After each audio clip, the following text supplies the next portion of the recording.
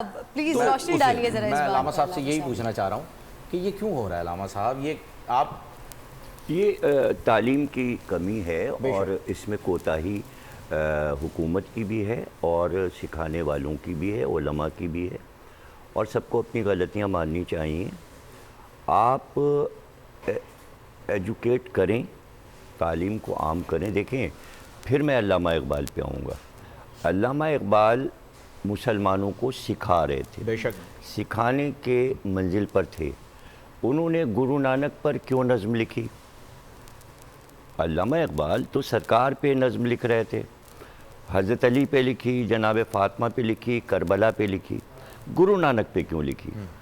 اس کے معنی یہ کہ ان کے ہاں وہ تصور ملک کا جو ہے وہ یہ سمجھ رہے ہیں کہ یہاں سکھ بھی ہوگا، بالکل یہاں عیسائی بھی ہوگا اور یہاں ہندو بھی ہوگا، تو وہ ایک پیغام دے رہے تھے۔ اب آپ دیکھیے کہ گرو نانک کو علامہ اقبال نے پڑھا ہوگا۔ گرو گرنتھ میں پنجتن کی تعریف سے گرو گرنتھ شروع ہوتا ہے، اور پنجتن کی تعریف واقع کربلا موجود، اور وہ سکھ حضرات، چاہے آپ سیالکوٹ جائیے وہاں پر ماتمی انجمن سکھوں کی موجود ہے، وہ نوحے پڑھتے ہیں، صاحب بیاض ہیں، ماتم۔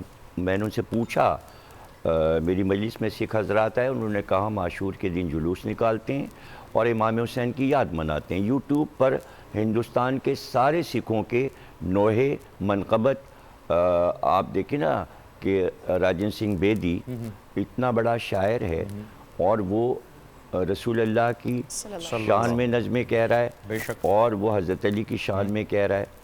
تو آپ یہ تمام چیزیں اگر دیکھیں یوٹیوب پر تو سکھ جو ہیں وہ مسلمانوں سے بہت قریب ہیں اور مداح خواہ ہیں، وہ سرکار کے مداح خواہ ہیں۔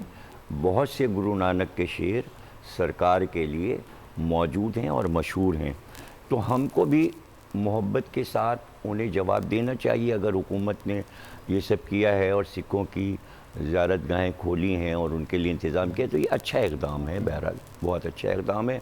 تو اسی طرح کی چیزیں اگر ہوتی رہیں تو میں سمجھتا ہوں کہ میل و محبت سے ملک میں ایک امن قائم رہے گا۔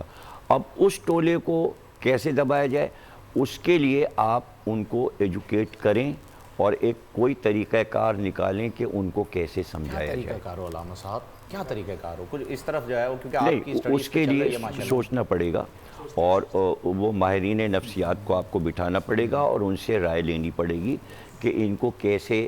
دیکھیں، ایک چیز میں اور بتا دوں، یہاں پر گورنمنٹ کی طرف سے ایک رپورٹ کے مطابق ایک انسٹیٹیوٹ اور ہاسپٹل موجود ہے۔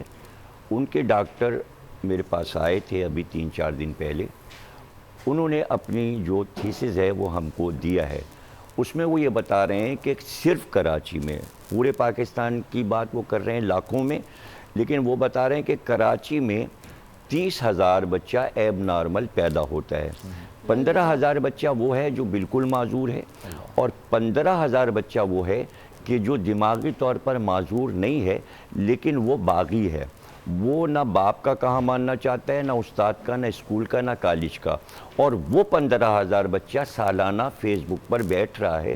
وہ اپنے آپ کو خود ساختہ ایک بیماری انہوں نے بتائی کہ انہیں خود ساختہ بیماری ہے، اور یہ ذہنی بیماری ہے، نفسیاتی بیماری ہے۔ بس وہ یہ سمجھتے ہیں ہم سب کچھ ہیں، جو ہم کہہ دیں، جو ہم کریں وہ ہے۔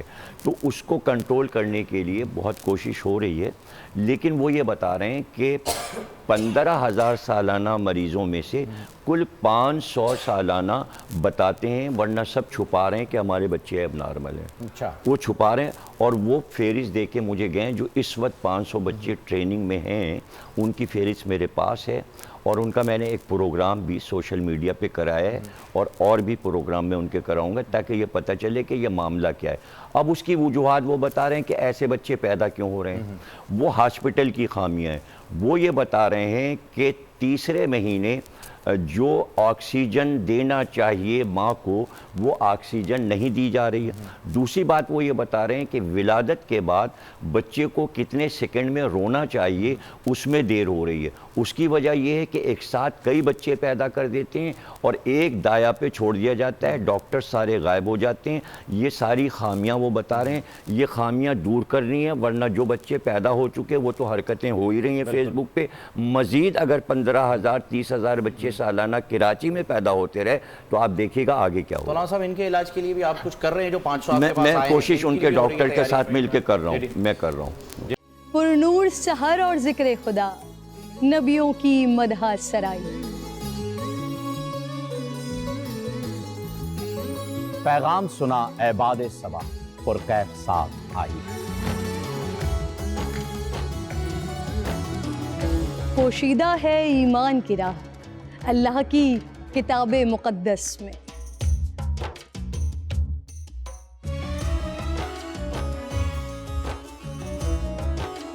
بس غور و فکر کا در ہے کھلا, حکمت سے سجی اس محفل میں. ہے لب پہ دعا زدنی علم, روشن ہی رہے یہ سارا جہاں. رم جھم رحمت کی گھٹا, ہر ایک نے ہدایت پائی. نعمت اور برکت سے سجا افطار و سحر کا دسترخواں.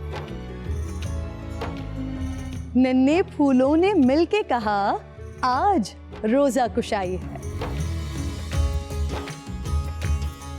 رمضان المبارک کی خصوصی نشریات رمضان میں بو.